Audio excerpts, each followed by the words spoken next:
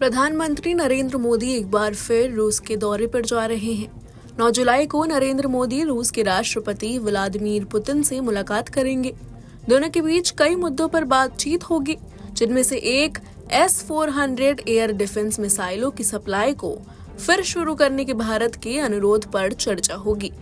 बातचीत में S-400 system की सप्लाई के लिए किसी तारीख पर कोई सहमति बन जाने की उम्मीद है।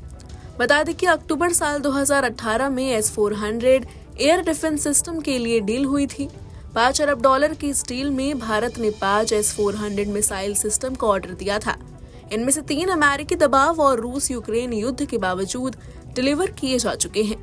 2 मिसाइल सिस्टम की डिलीवरी अभी बाकी है। S-400 ट्रायम्फ रूस में विकसित हुई इस तरह से हवा में मार करने वाला मिसाइल सिस्टम है।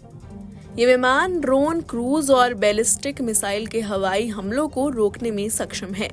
S-400 की मारक क्षमता 30 किमी की ऊंचाई के साथ 400 किमी तक है।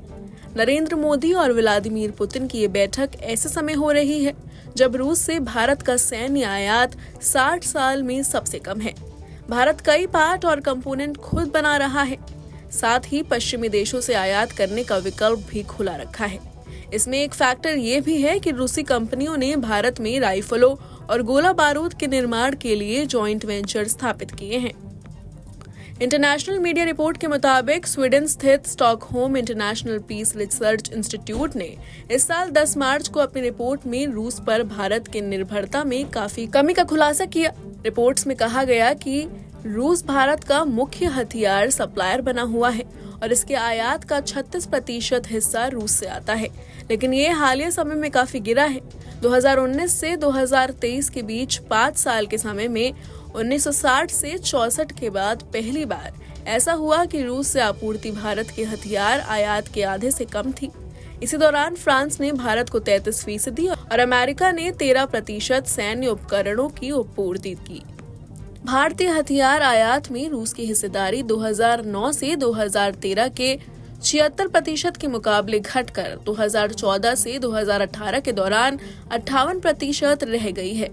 Stockholm International Peace Research Institute ने कहा कि भारत दुनिया का सबसे बड़ा हथियार आयातक है और 2019 से 2023 के बीच वैश्विक हथियारों की बिक्री में इसकी हिस्सेदारी 9.8% है।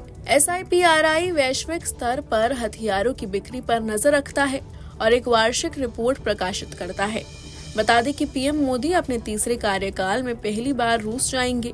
2019 के बाद और रूस यूक्रेन जंग शुरू होने के बाद पहली बार मोदी पुतिन के निमंत्रण पर मॉस्को जा रहे हैं। इस दौरे को लेकर विदेशी मीडिया में चर्चाओं का दौर जारी है।